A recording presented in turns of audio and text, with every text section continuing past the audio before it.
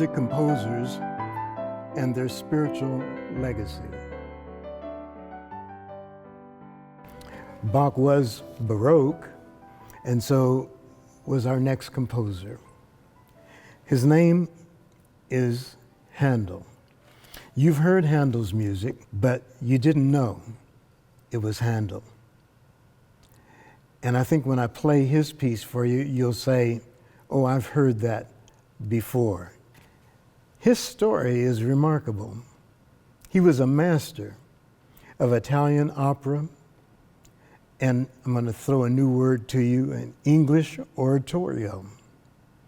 Born in Germany, just like Bach.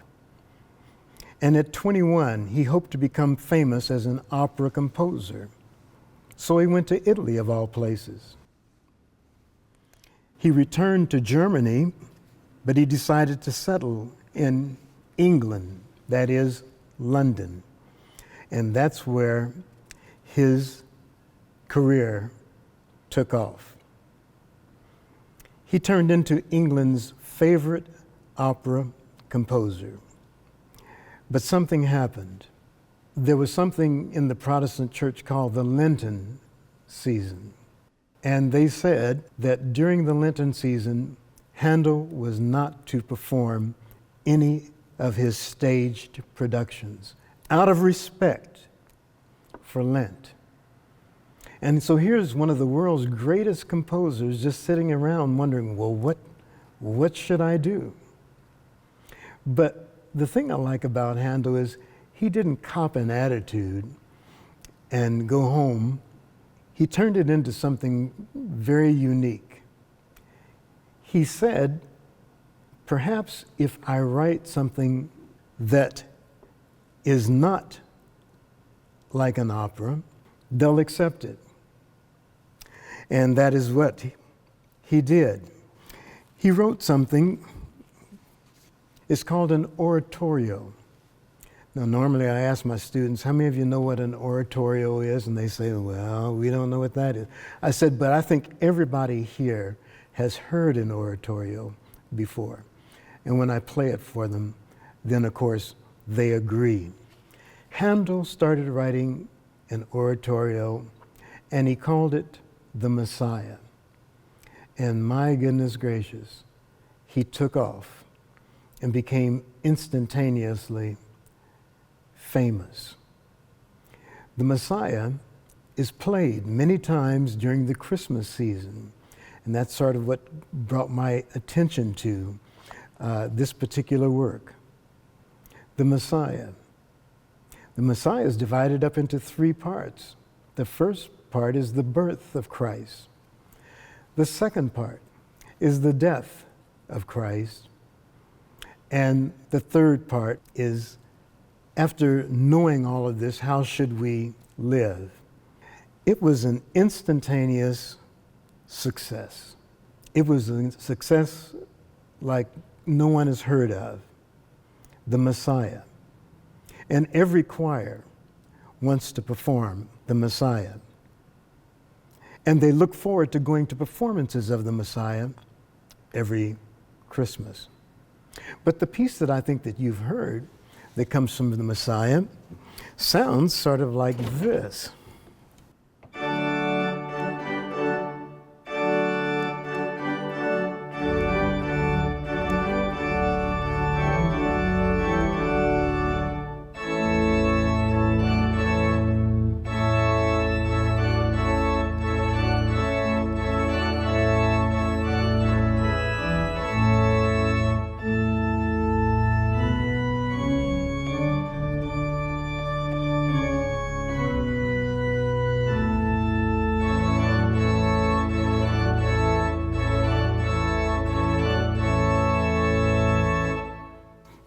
Well, I hope you've heard that piece before, because it absolutely is famous.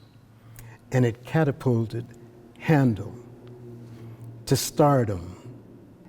You see, he was England's favorite opera composer. They told him, it is now Lent, and we don't want you to perform any of your operas. during Lent out of respect.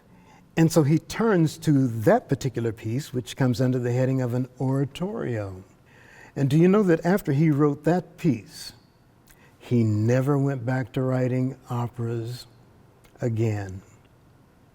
It's a remarkable story. And so therefore, we do have some of our hymns that are by Handel. But if I could stay in the same key, I started in this key.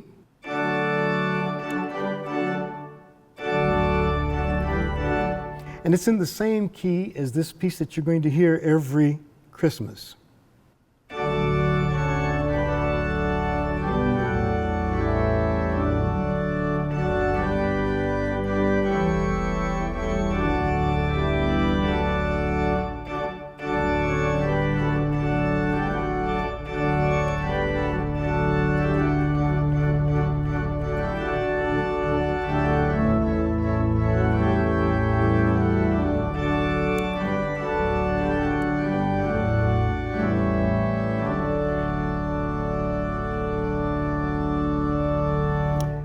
Now, that is a famous carol, but he writes another carol.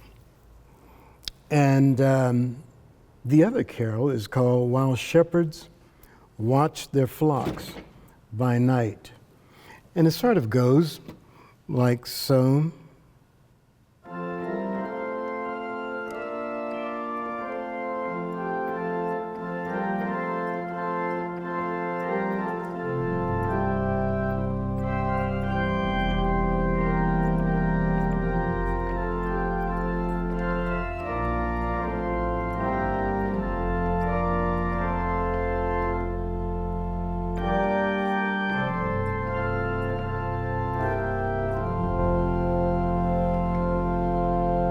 While shepherds watched their flock by night.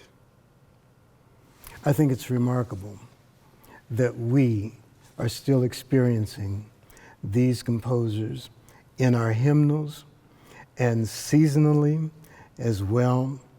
We haven't forgotten them, and yet so many people in singing them don't realize who was the person that created it. No one ever asks you when you hear this music, why are you singing that old music? In other words, it wouldn't be Christmas unless we heard that one piece that we just heard. And this piece, we hear that every Easter, and we hear that at Christmas as well. They have left us a legacy. And I'm proud to say that whenever I hear them, I always think about the composer. And if he ever would have dreamed that we would be this far along in history and still listening to their music.